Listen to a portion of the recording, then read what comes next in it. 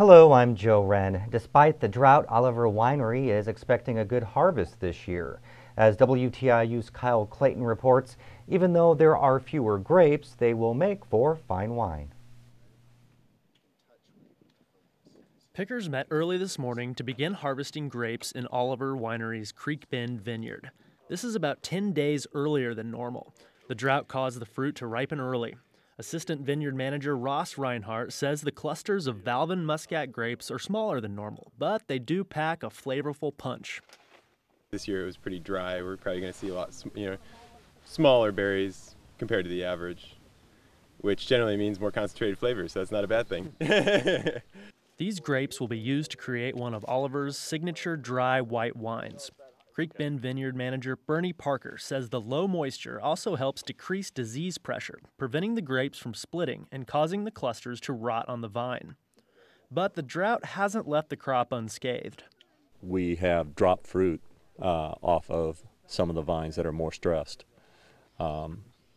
We actually dropped, we estimated we had almost 7.5 tons, and we dropped it down to about 3.5, 4 tons. So we've dropped close to half of it. Parker estimates the harvest will yield more than 170 cases of wine that should be ready in about a month. For WTIU News, I'm Kyle Clayton. Indiana farmers are listening to U.S. Department of Agriculture officials to make sure they know who they need to contact when they assess their final losses from this year's drought. Hancock County farmer Eric Lawyer hosted a barn hall-style meeting with USDA officials and area farmers Monday to discuss the current drought situation. Lawyer says farmers like him have to get advice on how to manage their losses. Farmers in and around Hendricks County will gather for another meeting on Tuesday. And a turkey processing plant that could create up to 600 jobs is under construction in Vincennes. Governor Mitch Daniels and Far Best Foods executives broke ground Tuesday on the new facility. The governor announced in December that Far Best Foods would invest nearly $70 million in a new processing plant in Vincennes. If Far Best doesn't fill all 600 positions, they will receive a prorated credit.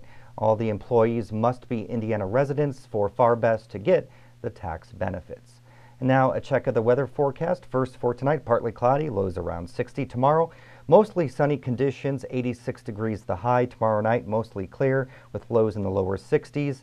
And then rain back in the 5-day forecast on Thursday, a 60% chance of thunderstorms, highs up to 90 degrees. Then a cool down on Friday, 76 the high, with still a slight chance of thunderstorms. Partly cloudy conditions in the forecast for the weekend.